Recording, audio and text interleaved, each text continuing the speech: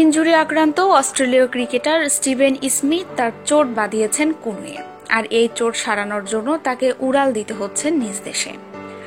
জানা গেছে বিপিএল চলাকালে স্মিথের চোট সমস্যা দেখা দেয়, আর এই চোটের কারণে তিনি দলের সাথে নিয়মিত অনুশীলনও করেনি।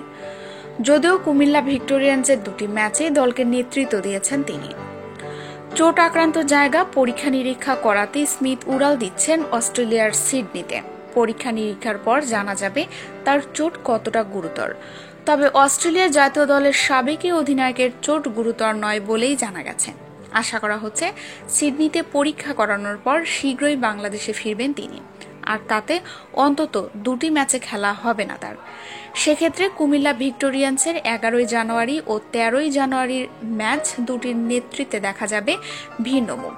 নিয়মিত অধিনায়কের পরিবর্তে এই দুই ম্যাচে কুমিল্লা অঞ্চলের প্রতিনিধিত্বকারী দলটিকে নেতৃত্ব দিতে পারেন দলের আইকন ক্রিকেটার গত আসরের অধিনায়ক তামিম ইকবাল। প্রসঙ্গত, 11 জানুয়ারি হোম অব ক্রিকেট খ্যাত মিরপুরে শেরেবাংলা জাতীয় ক্রিকেট স্টেডিয়ামে রাজশাহী কিংসের মুখোমুখি হবে কুমিল্লা ভিক্টোরিয়ান্স। 13 জানুয়ারি একই ভেন্যুতে দলটির প্রতিপক্ষ চিটাগং ভাইকিংস। স্মিথের চোট পেয়ে দেশের বিমান ধরার খবরে কুমিল্লা ভিক্টোরিয়ান্সের ভক্তরা হয়ে পড়েছেন দুশ্চিন্তায়। তবে স্মিথ শীঘ্রই আবারও বিপিএলে ফিরবেন বলে এবার কিছুটা নির্ভর থাকতে পারে এবারের শিরোপাজয়ী দলটি।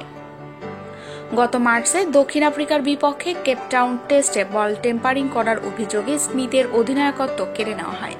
একই সাথে অস্ট্রেলিয়ার ঘরোয়া ও আন্তর্জাতিক ক্রিকেটে তিনি পান 1 বছরের নিষেধাজ্ঞা।